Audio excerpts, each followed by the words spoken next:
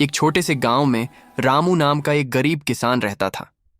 वह बहुत मेहनती था, लेकिन उसकी जमीन बंजर थी।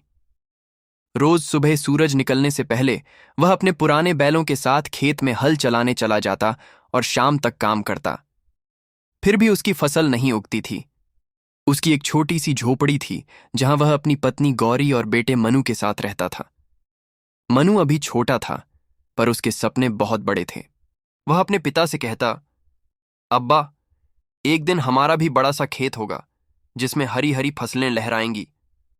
रामू मुस्कुराकर कहता, हाँ बेटा, अगर मन साफ हो और मेहनत सच्ची हो तो सपने जरूर पूरे होते हैं। एक दिन गांव में एक बूढ़े बाबा जी आए। उनके हाथ में एक चमकता हुआ सुनहरा बीज था। उन्होंने कहा, बेटा, यह बीज बहुत खास है। अगर इसे सच्चे दिल से लगाओगे, ईमानदारी और मेहनत से पानी दोगे, तो यह तुम्हारी जिंदगी बदल देगा। लेकिन याद रखना, यह बीज केवल विश्वास और सब्र से ही उगता है। रामू ने झुककर वह बीज लिया। गौरी बोली, कहीं यह कोई धोखा ना हो रामू।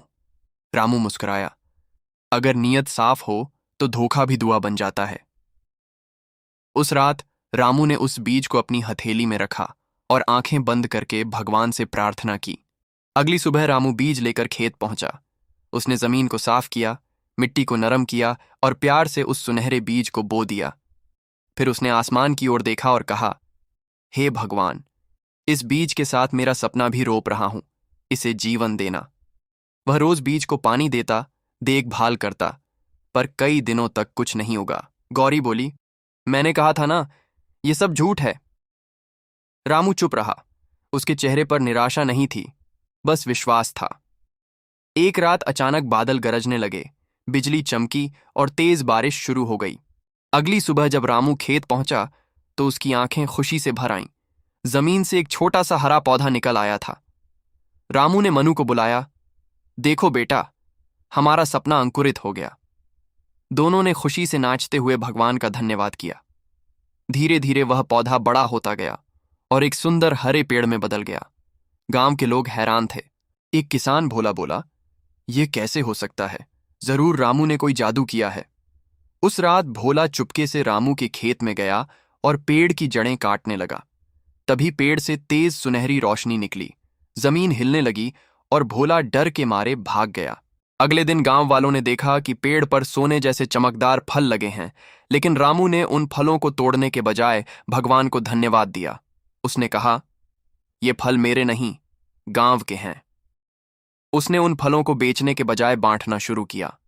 किसी को अनाज मिला, किसी को कपड़े। लोग हैरान थे कि रामू इतना गरीब होते हुए भी इतना दयालु है। पर भोला का मन और भी लालच से भर गया। उसने कुछ साथियों को बुलाया और कहा, आज रात हम वो पेड़ चुरा लेंगे। रात गहराई, आसमान में बादल छाए और हवा तेज चली।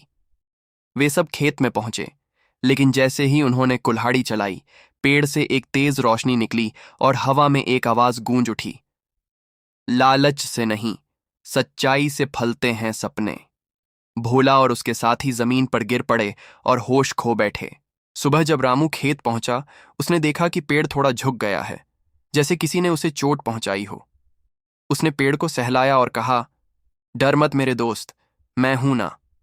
धीरे धीरे उसने पेड़ की देखभाल की और वो फिर से खिल उठा। लेकिन गांव में अफवाहें फैलने लगीं कि पेड़ में भूत है। कई लोग डरने लगे, कोई खेत के पास नहीं आता था। पर मनु रोज जाकर पेड़ से बातें करता, जैसे वह उसका दोस्त हो। एक दिन पेड़ ने जैसे मनु को जवाब दिया, उसकी शाखाओं से हवा में झंकार सी गूंज उठी। उसी शाम एक बद्दा तूफान आया, बिजली गिरी और पेड़ 2 हिस्सों में टूट गया। मनु दौड़ता हुआ घर आया और चिल्लाया, अब्बा, पेड़ गिर गया। रामू खेत पहुंचा तो देखा कि पेड़ के तने के बीच से एक चमकीला डिब्बा निकला हुआ है। उसने उसे खोला तो उसमें सोना नहीं, बल्कि एक चिट्ठी थी। जो दिल से मेहनत करता है वही अमीर है, सच्ची दौलत दूसरों की मदद में है। रामू की आंखें भर आईं। उसने वह चिट्ठी अपने घर में रख ली और कहा, अब मुझे असली इनाम मिल गया है। समय बीतता गया। उस जगह जहां पेड़ गिरा था, वहां अब नई नई फसलें उगने लगीं। मिट्टी उपजाऊ हो गई, खेतों में हरियाली लौट आई। रामू अब गांव के सबसे खुश इंसान था, न इसलिए कि उसके पास धन था, बल्कि इसलिए कि उसके दिल में संतोष था। उसने अपनी फसल गांव के गरीब लोगों में बांट दी। लोग उसे अब भाई रामू कहने लगे। भोला भी एक दिन शर्मिंदा होकर रामू के पास आया और बोला, मुझे माफ कर दो, मैं लालच में अंधा हो गया था। रामू मुस्कुराया और बोला, पेड़ ने मुझे सिखाया था कि जो दूसरों को माफ करता है वही सच्चा अमीर होता है। समय के साथ रामू का खेत गांव के बच्चों के खेलने की जगह बन गया। मनु बड़ा होकर गांव का पहला शिक्षक बना और बच्चों को पढ़ाते हुए कहता, मेरे पिता ने मुझे सिखाया कि बीज चाहे कोई भी हो, अगर दिल सच्चा हो तो जमीन उसे जीवन दे ही देती है। और खेत में हवा चलती और लगता जैसे वो पुराना पेड़ अब भी मुस्करा रहा हो। फिर लाइक और सब्सक्राइब नहीं किया